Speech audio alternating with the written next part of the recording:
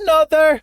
Here goes another. Welcome everybody to a new series that we want to call Effect Spotlight, because I don't even know what it's called yet. However, today we're going to spotlight and check out a new effect that we have in the studio. So let's just jump into it, shall we?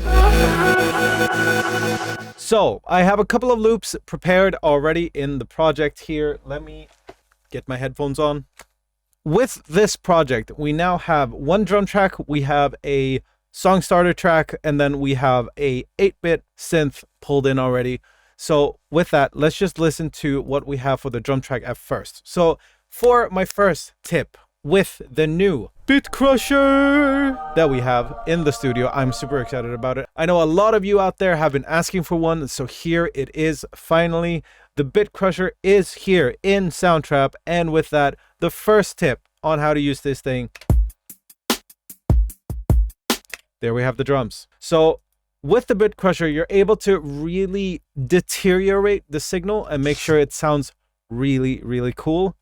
It does distort quite easily, so use it sparingly if you don't want that super distorted effect. For drums, here we have the settings to 10-bit down and then 18x downsampling. One quick tip with this: if you don't want it to be as stylized as an 8-bit thing, what you can do here, if you duplicate the track, remove the BITCRUSHER from one of them, and then keep the other one. So here, I'm going to just listen to the BITCRUSHER track.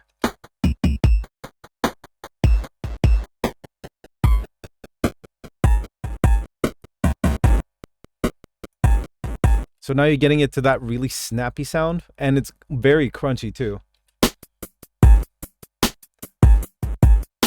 You can bleed this in to make really, really hard transients on there, and with the addition, so you can bleed it in a little bit just to get a little bit of the effect while still having a little bit of the drums going on there in the background. Now, let's continue on. Song starter. For all of you people out there flipping samples and stuff, here we have the original Bushwick without the effect on. So if you want to make this really wonky, and you can do all the stretching and pitching as you want, but with the BITCRUSHER, settings set to 11 and 17. Now it really sounds like an old Game Boy game. Now, if we add a reverb to this, we can make it sound very ethereal, weird, and kind of like eerie in a sense.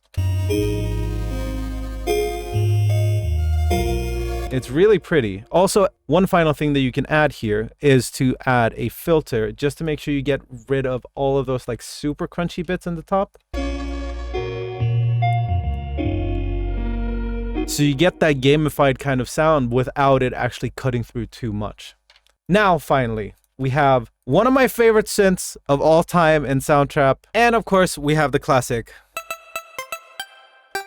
But with the BITCRUSHER on, we can start mangling it a little bit to sound a little bit more classic. You don't want to go too hard with this. So what we're doing is we're crushing the sound quite a lot here. And then you can go even further. So the more you get down to it, it's getting pretty nasty at this point. That final one out there is for all of you that make chiptune out there or in chiptune inspired tracks. Now, finally, let me explain what the BITCRUSHER actually does. So we have two controls here, right? One is crush and one is downsampling. So what crush does, it reduces the bit depth. Now, bit depth you can think of is a resolution of the volume of your sound. So if it goes up or down. So with having 12 bits means that you have 12 different increments to go all the way up in your analysis of the audio curve. If you pull it down to 2, you only have +1 and -1. So the thing with that is, as you can see in the representation on the effect, is that we really only have 2 positions other than 0, which is the center, where it can go. It can go +1 or -1. So the more you add to it when it comes to bits, you get more and more, let's say, dynamic resolution when it comes to this. Downsampling, on the other hand. So with downsampling, if I were to explain this, we need to understand sample rate first. So you know how sample rate can be set to 44.1 or 48 or whatever it is. What that really means is that you're sampling the sound 44,100 times per second. So you're taking small points basically over time in this curve that you're moving through. What downsampling does is that it samples less and less. So if we downsample it by 2x, we're getting half of the resolution that we used to have. So you're really getting only the best possible representation of something that has a really low sample rate. So if we're looking at the curve here now and listening to it, the further down with the downsampling you get, the lower and lower it's going to sound, just based on the fact that it can only represent lower frequencies. So the further down, getting lower and lower. And in the end, this is like 2-3 octaves down of what you can hear as compared to before. So if you compare this to...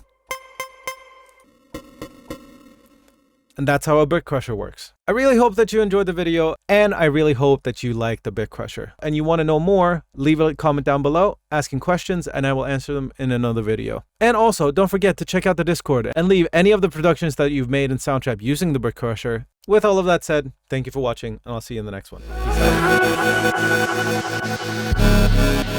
Peace out.